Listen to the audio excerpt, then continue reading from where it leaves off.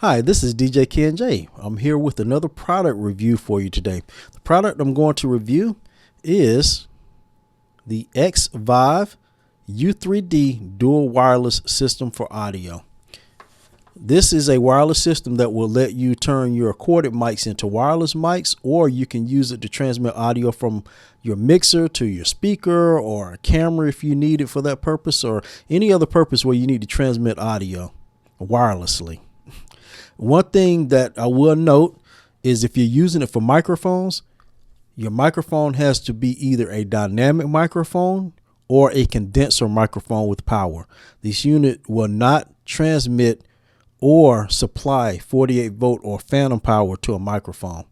So that's something that you may want to consider when you purchase the unit. Also, the manufacturer has suggested that the maximum operating range for this unit is 90 feet. And of course, that 90 feet can be shortened by interference in the building or the amount of people you have in the building. So you may want to consider that as well. The rechargeable battery is rated for 5 hours of use. Once again, I have not had an opportunity to test this out yet, so I don't know if you will get a full 5 hours. I'm pretty sure there are some determining factors in how long you will get off of a charge, such as your distance and how hard the unit's having to work to transmit because of interference in the building. That will possibly cut down on the amount of battery life that you get between charges. So as far as the unit, you get a transmitter, and this unit is very solidly built. It's plastic. Everything we get is plastic these days, but it's a solid unit. It seems like it could take a little bit of abuse. And then you also get your receiver, which I have one out here. So this is the receiver. And if you notice, turn it around the other way, you have your power button, and it's the same for the transmitter. You have a power button, and then you see you have a mic line button, so you can select which type of operation you're going to use this in. And the power switch is a on-off switch, which is good. And then that button in the middle right there, that is to change your channel. And it's the same for the receiver. All right. But like I said, very solid build. They do give you 2 charging cables for the unit in the box, which will allow you to charge it, or if you're in a situation where you can use it connected to power so that you can get a longer runtime out of the unit. If you need it for longer than 5 hours, then you have that option as well. And they give you these 2 nice little carrying pouches, which I'll show you to carry the units. So right now, overall, I'm impressed with it. But I'm going to do the same test I did for the other wireless unit that I tested. I'm going to hook it into my mic. I'm going to switch programs, and then I'm going to walk out into the furthest point that I can get without any walls, because it is line of sight. The 90 feet is line of sight. These units need to be able to have a clear path. I won't have straight line of sight, but there won't be any walls impeding the transmission of signal to where I'm going. And of course, like last time, it's only going to be about 35 feet, which is a little less than the maximum distance that the manufacturer has recommended that these units will be good for as far as transmitting audio. But we should get a pretty good idea within that 35 feet if we're going to have a lot of degradation of quality, or if there's going to be a drop off in the overall sound volume. So I'm going to stop my video, and I'm going to switch programs, and I'm going to hook the mic up, and then we're going to see what we come up with. I've plugged the unit in, and I'm sitting right here by the transmitter right now. Pretty decent signal. So I'm going to get up now, and I'm going to start walking through my dwelling. And right now I'm walking out of the room that the transmitter's in, and I'm walking through another room, and I don't know if it's still picking up signal or not. I'll see when I get back. Now entering into another room. And once again, remember that what I'm doing is not exactly line of sight. There is no there's not anything stopping the signal. It's not any walls or anything that's stopping the signal or any closed doors, but it is not directly line of sight.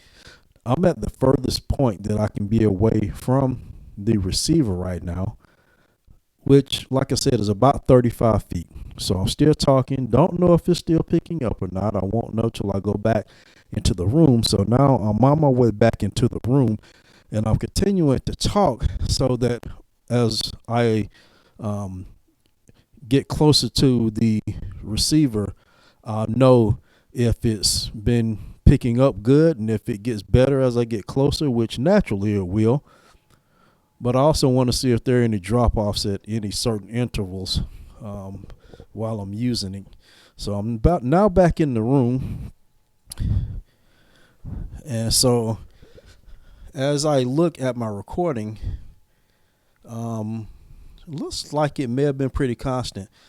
Now I am going to have to boost the sound volume of this recording. So what you're going to hear on the video is actually from me doing a boost and trying to level this off for you.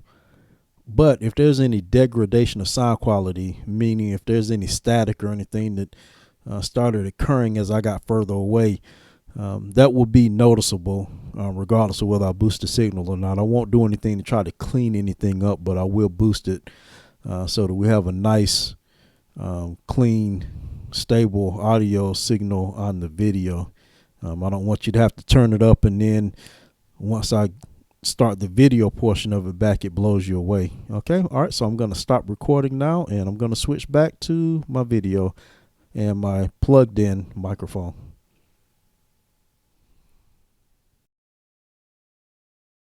Okay. So I think you can see that as I began to move around, before I even got out of the room, there was some hiccups, some dropouts.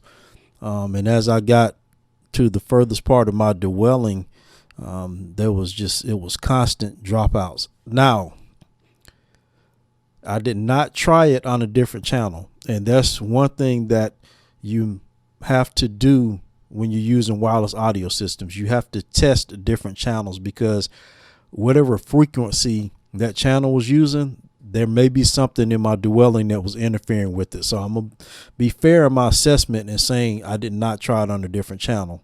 So that could have made the difference. The second thing I'm going to admit to you is that I did not charge this unit out of the box. It had some charge to it. It seemed to be enough charge for me to at least do a test. So I didn't charge it. That could have had an impact on the interference that I was experiencing with the signal.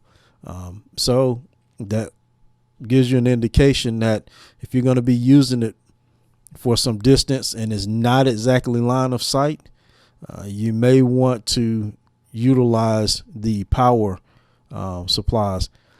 Something else I found out when I actually take the power supply out of the packaging is that the cable that hooks into the USB or the power brick splits into two charging units. So it's not 4 separate charging units. So if you're going to use these in an application where you're going to be transmitting audio from a mixer to a speaker, you're going to have to purchase 2 additional cables if you're going to have all of them plugged in, because it's designed, the charger is designed to hook 2 units into 1 charger.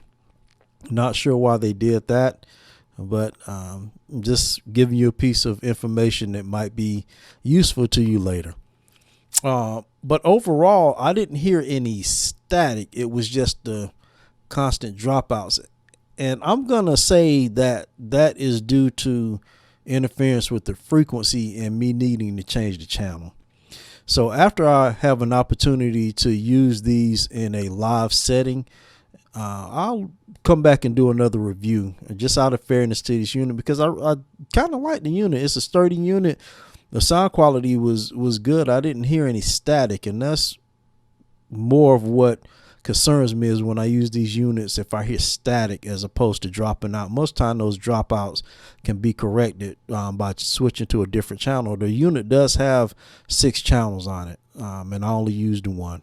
So out of fairness, I'll come back and do another review after I've had an opportunity to test these in a live setting and see how they function then. So until then, thank you for watching this review of the Xvive.